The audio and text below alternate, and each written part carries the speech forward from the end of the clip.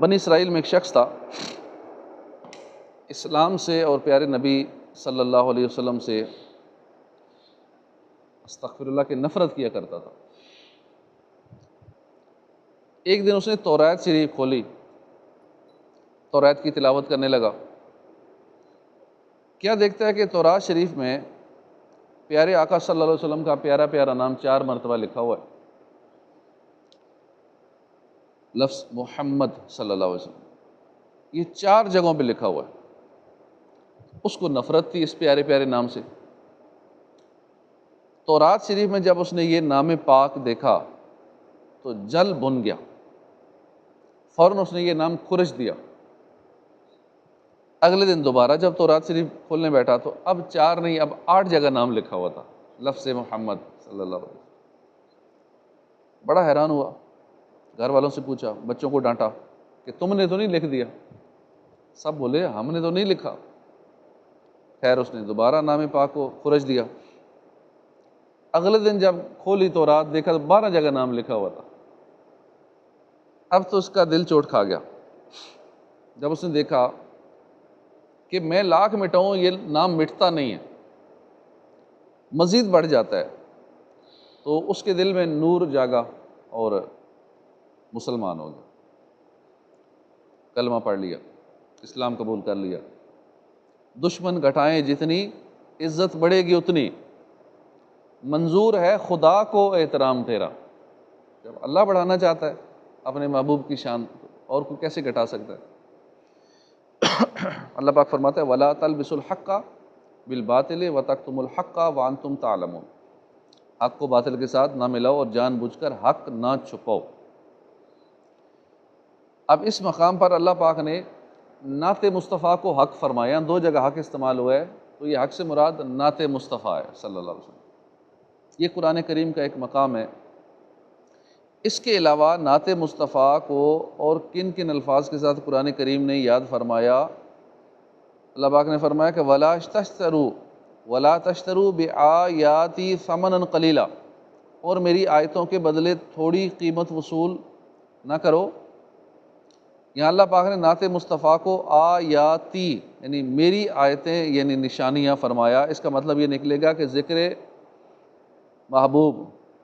محبوب ذیشان صلی اللہ علیہ وسلم کا ہو، اس سے شان رب کریم کی ظاہر ہوتی ہے۔ ذکر ہو زلف مصطفیٰ کا، ذکر ہو رخ مصطفیٰ کا، ذکر ہو اوصاف اور کمالات مصطفیٰ کا، تو یہ سارے ذکر رب کی نشانیاں ہیں، کیونکہ اس ذکر سے دل میں محبت الہی بڑھتی ہے اور رب کا قرب نصیب ہوتا ہے۔ تم سے خدا کا ظہور، اس سے تمہارا ظہور، لم ہے یہ وہ ان ہوا تم پہ کروڑوں درود۔ یہ بڑی باریک بات ہے۔ ایک ہوتی ہے دلیل لمی اور ایک ہوتی ہے دلیل انی، 2 دلیلیں، دلیل لمی، دلیل انی۔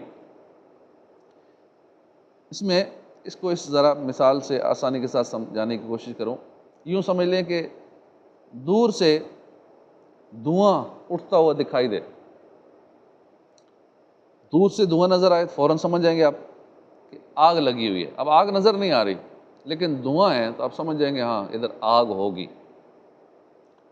حالانکہ آگ کو دیکھا نہیں آپ نے، شعلے دیکھے ہیں اٹھتے ہوئے۔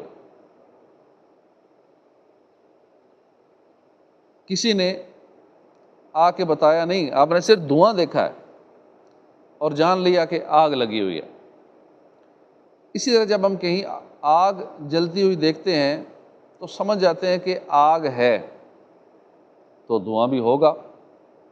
مثال کے طور پہ آج کل وہ دور تو نہیں رہا، پھر بھی اگر ہم گھر میں موم بتی جلائیں تو ذرا احتیاط کے ساتھ جلائی جاتی ہے کہ کہیں موم بتی کی وجہ سے دیوار کالی نہ ہو جائے۔ یعنی ہم سمجھتے ہیں، جانتے ہیں کہ آگ جلے گی تو دھواں اٹھے گا، جہاں پہ وہ موم بتی جلائی گئی اس کے اوپر کوئی چیز ہوگی تو کالی ہو جائے گی اس دھوئیں کی وجہ سے۔ تو ہمیں پتہ ہے آگ جلے گی تو دھواں ہوگا، اور ہم نے پہلے دھوئیں کو دیکھا تو پتہ چلا کہ ادھر آگ ہوگی۔ تو ہم سمجھتے ہیں کہ جانتے ہیں کہ آگ جلے گی تو دھواں ہوگا، یعنی یہ 2 پہلو ہیں۔ دھوئیں کو دیکھ کر آگ کو پہچان لیا، دھوئیں کو دیکھ کے آگ کو پہچان لیا، اس کو کہتے ہیں دلیل لمی۔ دوسرا پہلو ہے کہ آگ کو دیکھ کر دھوئیں کو پہچان کر لینا، اسے کہتے ہیں دلیل انی۔ پہلی صورت میں آگ کو نہیں دیکھا، دھواں دیکھا، آگ کو مان لیا، تو یہ ہوئی دلیل لمی۔ آگ کو دیکھ کر دھوئیں کو پہچان لینا، یہ دلیل انی۔ سرکار اعلیٰ حضرت فرما رہے نا، تم سے خدا کا ظہور، اس سے تمہارا ظہور، لم ہے یہ وہ ان ہوا، تم پہ کروڑوں درود۔ یعنی اے پیارے محبوب صلی اللہ علیہ وسلم، رب کریم نے آپ کو ایسا بے مثال بنایا ہے، ایسا با کمال بنایا ہے کہ آپ کی شانیں پڑھیں تو رب کی توحید سمجھ آتی ہے۔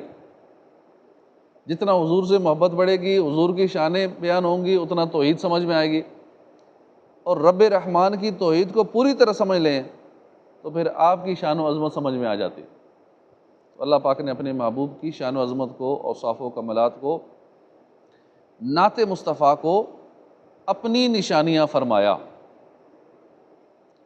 وما علینا الا البلاغ۔